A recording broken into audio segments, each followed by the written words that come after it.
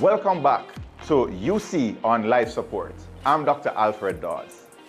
In episode 1, we laid out how the University Hospital of the West Indies has been crippled by overcrowding, broken infrastructure, and a procurement system so weak that the Auditor General could not find documents for over $521 million in contracts.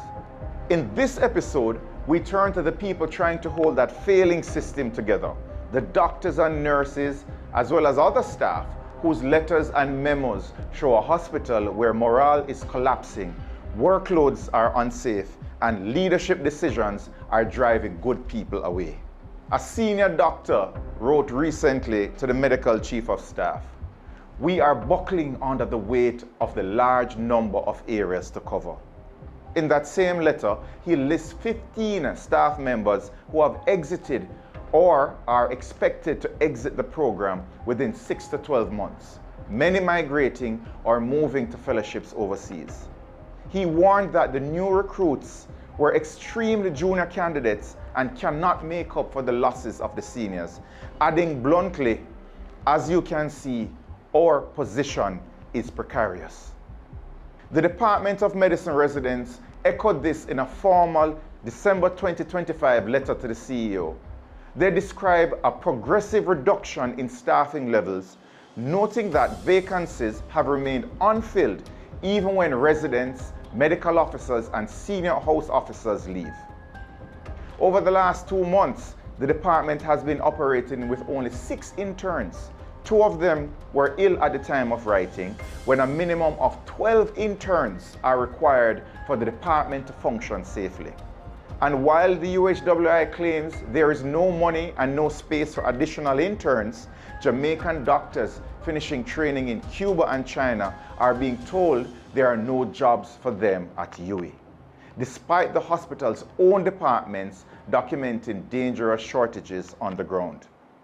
The same December letter from the residents detailed how just over a year ago, the department was forced from a 6-day work week to a strictly 5-day work week without any compensatory increase in staffing, even though internal medicine alone accounted for roughly a quarter to a third of the hospital's admissions.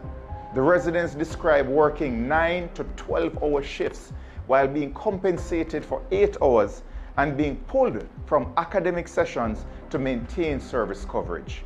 They write that this pattern is unsustainable and undermines the structure and intent of the academic program. And with a call for an urgent reevaluation of how workdays are prioritized because the physical and mental well-being of doctors is, quote, increasingly compromised, end quote. The consequences are clear in their own words. They are noticing increased sick calls and absenteeism among staff, markedly reduced morale and rising fatigue among doctors, prolonged hospital stays for patients because the daily tasks cannot all be completed with that staff complement. And as a result, there are higher bed occupancy levels and system congestion and overcrowding. In a teaching hospital, when academic time is routinely sacrificed to service an overburdened system, training quality deteriorates. That affects every future patient in Jamaica and the wider Caribbean. Human resources management and corporate culture are not just about numbers. They are about how people are treated. The consultants have already described a hostile working environment where there is no recourse for grievances, and speak of an atmosphere of intimidation and lack of support by the hospital management. They warn that a single powerful person can engineer somebody's removal simply because of a difference of opinion and nothing related to job competence. Other documents support that picture. In one hospital-wide letter addressed to all prescribers, management issues a cease and desist order instructing doctors to stop directing prescriptions to be filled outside the university hospital's internal pharmacy. The letter warns that any such practice may be considered a breach of policy and will attract disciplinary action. And it frames it as a threat to the hospital's financial viability. So on paper, it looks like protecting internal revenue might sound reasonable.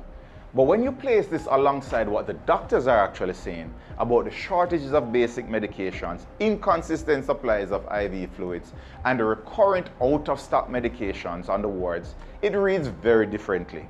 The staff are effectively being told, keep the prescriptions inside our system even when the patients face delays, out-of-stock medications, or higher costs. And if you don't, you could be disciplined. That is not a patient-centered culture.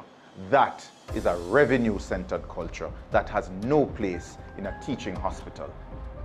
In addition to being short of colleagues to work with, the doctors also have very little supplies and equipment to work with. Periodic shortages of essential medications and inconsistent availability of blood tubes and IV fluids, which directly delay treatment and lengthen hospital stays, are far too common.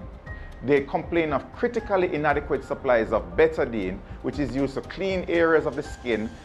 Not having that results in having contaminated blood cultures, resulting in prolonged admissions. There are shortages of contrast and injector syringes in radiology, limiting diagnostic capacity, and several clinic cubicles are non-functional, some without computers. Existing clinic space is no longer adequate to effectively accommodate patient volumes.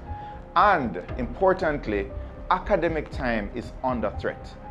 Doctors recommend protecting scheduled academic sessions and employing additional phlebotomists to draw blood and support staff if intern numbers cannot be restored. But these proposals remain largely unimplemented. This is what happens when leadership treats the UHWI staff as an expendable resource. Residents and interns are expected to cover more patients with fewer colleagues while also absorbing the fallout from the procurement failures, chronic shortages, and overcrowded wards. Consultants and senior doctors are threatened implicitly or explicitly with disciplinary action if they challenge policies they believe harm patients or staff. On top of this, staff point to unjustifiable transfers of senior directors, moves that are widely seen inside the hospital as punishment rather than rational HR planning. When the HR director advised against one such transfer as it breached the rules, he himself was later transferred to a newly created role, thus neutralizing his ability to challenge the CEO's decision. One staff member who was similarly transferred reportedly became stressed, depressed, and broken. He later died of a massive stroke before his case could be heard. In one collective letter, resident doctors write, "We respectfully urge the UHWI leadership to give this letter due consideration and to implement timely corrective measures. A teaching hospital cannot function effectively without protecting its workforce." That last sentence is the core of this episode.